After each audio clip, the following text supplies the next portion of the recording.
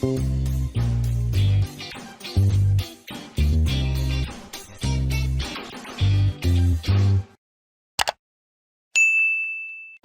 நான் தான் Deena. Welcome back to Deena's kitchen. இனி நம்ம கிச்சனில் உருளைக்கிழங்கு சாதம்.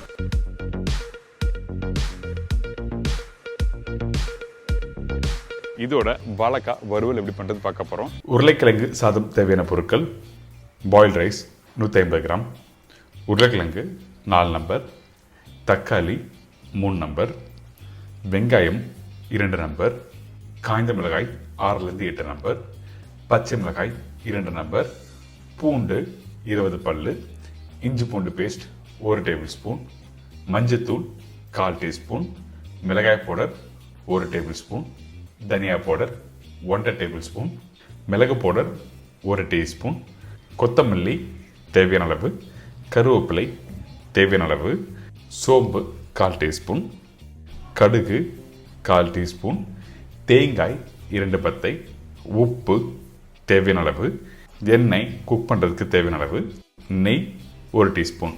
இதாங்க இந்த ப்ரிப்பரேஷன் தேவையான பொருட்கள். எல்லாருக்கும் பிடிச்ச உருளைக்கிழங்கு சாதம் எப்படி பண்ணுறது பார்க்க போகிறோம். ஆனால் இன்றைக்கி இந்த உருளைக்கிழங்கு சாதம் எப்படி பண்ண போகிறோங்கன்னா, கொஞ்சம் உருளைக்கிழங்கு வதக்கிட்டு வறுவல் மாதிரி ரெடி பண்ண போகிறோம். அதுக்கப்புறம் தக்காளி தொக்கு ரெடி பண்ண போகிறோம். இதெல்லாம் சேர்த்து ரைஸ் தம் பண்ணி இன்றைக்கி ஒரு இன்ட்ரெஸ்டிங்கான ஸ்டைலாக பார்க்க போகிறது தான் உருளைக்கிழங்கு சாதம்.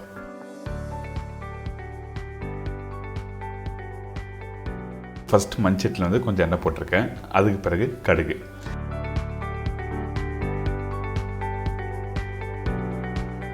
இந்த கடுகு கொஞ்சம் லைட்டாக பொரிஞ்சு வர டைமில் நம்ம என்ன பண்ணுறோன்னா, பொடிசாக கட் பண்ணி வச்சுருக்க உருளைக்கிழங்கு. இந்த உருளைக்கிழங்கு நீங்கள் கட் பண்ணும்போது ஈவனாக ப்ராப்பராக கட் பண்ணுறேங்க. அப்போ தான் வேகும் போது ஈஸியாக நல்லா வேகும், ஒரே மாதிரியே நல்லா வெந்து வரும். கொஞ்சம் உப்பு, மிளகாய் பவுடர், மஞ்சத்தூள், தனியா, காஞ்ச மிளகாய், கருவேப்பிலை இதெல்லாம் போட்ட பிறகு அந்த தாளிப்பிலே போட்டு ஒரு 2 நிமிஷம் நல்லா வதக்குங்க. இந்த இடத்துல கரெக்டாக சீசனிங் செக் பண்ணிக்கோங்க. அதாவது உப்பு காரம் கரெக்டாக இருக்குன்னு சொல்லி செக் பண்ணுங்கள். ஏன்னா உருளைக்கிழங்கு வெந்த பிறகு நிறைய பேருக்கு வர பிரச்சனை உப்பு கம்மியாக இருக்கும், சரியாக இருக்காது அப்படின்னு சொல்லுவாங்க. அதனால் கரெக்டாக செக் பண்ணிட்டு கொஞ்சமாக தண்ணி ஆட் பண்ணி இந்த உருளைக்கிழங்கு நல்லா வேகட்டும்.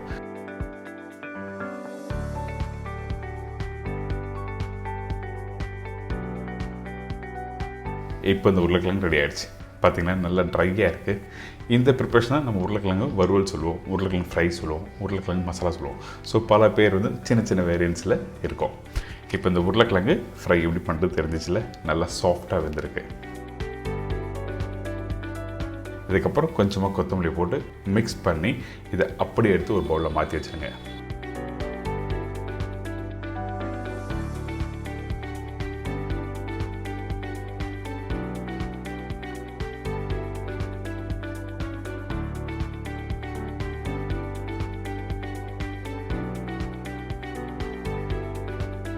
இதுக்கு பிறகு அதே மண்சட்டியில் நம்ம என்ன பண்ணுறோம், இன்னும் கொஞ்சம் எண்ணெய் போட்டிருக்கோம். அதுக்கப்புறம் கடுகு, சோம்பு. இந்த இடத்துல சோம்பு கொஞ்சம் அதிகமாக யூஸ் பண்ணியிருப்பேன், கடுகு கம்மியாக போட்டிருப்பேன். இதுக்கப்புறம் பூண்டு, அதுக்கப்புறம் காஞ்ச மிளகாய், பச்சை மிளகாய், கருவேப்பிலை இதெல்லாம் போட்ட பிறகு அடுப்பை நல்லா மீடியமான ஃப்ளேமில் வச்சுருங்க. பூண்டும் காஞ்ச மிளகாய் நல்லா வதக்க போகிறோம். அதாவது பூண்டு ஒரு 60% நல்லா வதங்கிருக்கணும், காஞ்ச மிளகாவும் நல்லா வதங்கும். காஞ்ச மிளகாய் நீங்கள் போடும்போது விதை எடுத்த காஞ்ச மிளகாய் போடுங்க, அப்படியே போட்டிங்கன்னா காரம் அதிகம் இருக்கும். இதுக்கப்புறம் வெங்காயம் போட்டிருக்கேன். இந்த வெங்காயம் கொஞ்சம் லைட்டாக வதங்கிட்டோம். அதாவது ஒரு 50% நல்லா வதங்கி முடித்த பிறகு இஞ்சி பூண்டு பேஸ்ட்டு போட போகிறோம். இந்த இஞ்சி பூண்டு பேஸ்ட் போட்ட பிறகு ஒரு நிமிஷம் நல்லா வதக்குங்க. அந்த இஞ்சி பூண்டு பேஸ்ட்டை வதங்க வாசனை நல்லா சூப்பராக வரும். அதனால நல்லா வதக்குன்னு சொல்கிறேன். இதுக்கப்புறம் தக்காளி நீங்கள் யூஸ் பண்ணும்போது நல்ல பழமாக இருக்க தக்காளி யூஸ் பண்ணுங்கள். கொஞ்சம் காயாக இருந்தால் கூட யூஸ் பண்ணக்கூடாது, அப்போ டேஸ்ட் கொடுக்காது. இதுக்கப்புறம் பவுடர் மசாலா, கொஞ்சம் உப்பு, மஞ்சத்தூள், மிளகாய் பவுடர், தனியா பவுடர் உங்களுக்கு காரத்துக்கு ஏற்ற மாதிரி யூஸ் பண்ணுங்கள். இந்த மசாலா எப்படி இருக்குன்னு கேட்டிங்கன்னா, அந்த புளிப்புத்தன்மை சாப்பிடும்போது அந்த தக்காளியோட லைட்டாக புளிப்புத்தன்மை தெரியணும், அதுக்கப்புறம் அந்த காரம் தெரியணும். ஸோ அந்த டேஸ்ட்டில் அந்த டெக்ஸ்சரில் நீங்கள் கரெக்டாக பண்ணுங்கள்.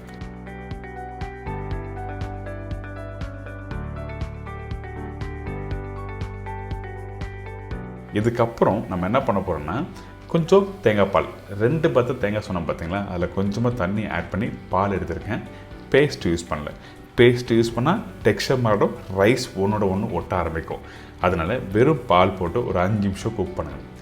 எதுக்காக இந்த பால் யூஸ் பண்ணுறேன்னா, அந்த வெங்காயம் தக்காளியை கொஞ்சம் லைட்டாக அந்த ஒரு மாய்ஸ்டர், ஒரு ஸ்மூத்தான ஒரு டேஸ்ட் கொடுக்கும். இந்த தொக்கு ரெடி ஆகிடுச்சு. இந்த தொக்கு எடுத்து அப்படியே இன்னொரு பவுலில் கொஞ்சம் எடுத்து வச்சுருங்க.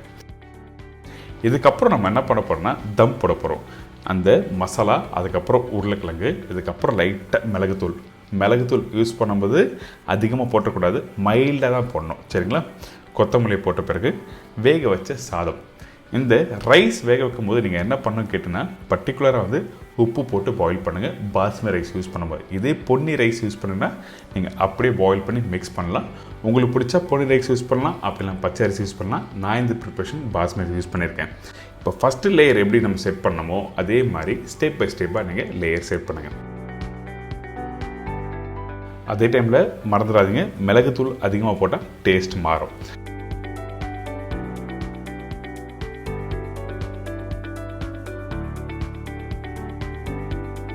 இப்போது மூடி போட்டு கரெக்டாக ஒரு 5 நிமிஷம் கழிச்சு ஓப்பன் பண்ணுறேன். இந்த இடத்துல கொஞ்சம் நெய் போட்டு அப்படி நல்லா மிக்ஸ் பண்ணி ஒன்றும் பாதி அப்படி எடுத்து சர்வ் பண்ணால் அப்படி பிரியாணி பார்க்குற மாதிரி இருக்கும். ஆனால் இன்றைக்கி சவுத் இந்தியன் ஸ்டைலில் ஒரு அருமையான உருளைக்கிழங்கு சாதம் எப்படி பண்ண சொல்லி கொடுத்துருக்கேன். கண்டிப்பாக ட்ரை பண்ணுங்கள், என்ஜாய் பண்ணுங்கள்.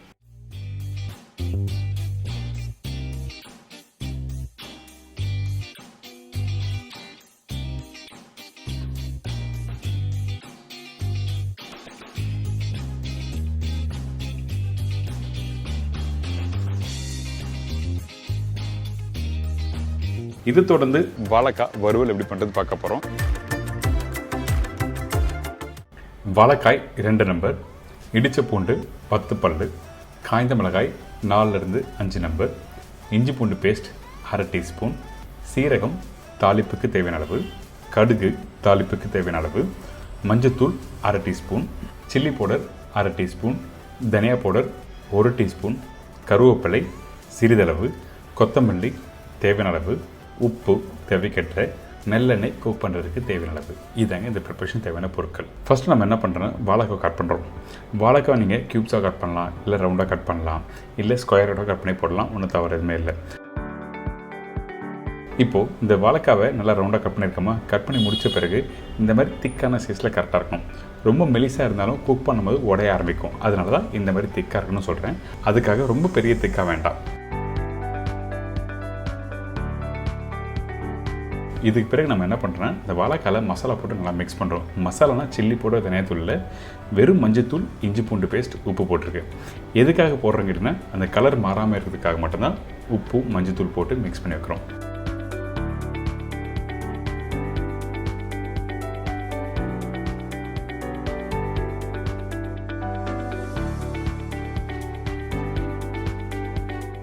இதுக்கப்புறம் நம்ம என்ன பண்ணுறோம், தாளித்து அந்த வாழைக்காய் இதில் போட்டு குக் பண்ண போகிறோம். அது எப்படி பண்ணுறது பார்ப்போம். ஃபஸ்ட்டு எண்ணெய் ஊற்றிருக்கோம்.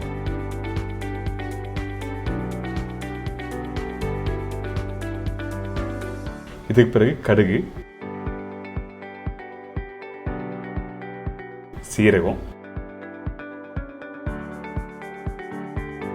இடித்த பூண்டு போட்டிருக்கேன். அதுக்கப்புறம் காஞ்ச மிளகாய். காஞ்ச மிளகாய் இந்த மாதிரி உடச்சி போடுங்க. விதையோடு போடும்போது உங்களுக்கு காரத்தன்மை கரெக்டாக இருக்கும். இதுக்கப்புறம் கருவேப்பிலை, மஞ்சத்தூள், தனியா பவுடர், மிளகாய் பவுடர்.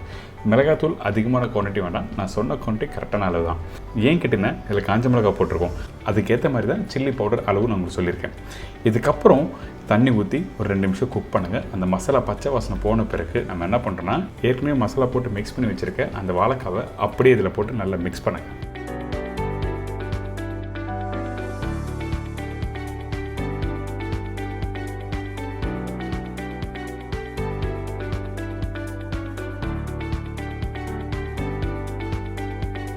மிக்ஸ் பண்ணி முடித்த பிறகு தேவையான அளவுக்கு தண்ணி தெளித்து இதை குக் பண்ண ஆரம்பிக்கிறோம். அதிகமான தண்ணி வேண்டாம். அதிகமான தண்ணியாக இருந்தால் கண்டிப்பாக வாழைக்காய் குக் பண்ணும்போது ஓவர் குக் ஆகி உடைய ஆரம்பிச்சிடும்.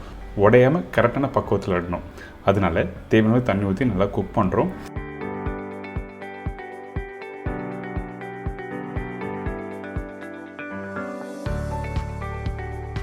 இந்த மாதிரி நல்லா குக் பண்ணி முடித்த பிறகு ஃபைனலாக கொத்தமல்லி போடுறோம்.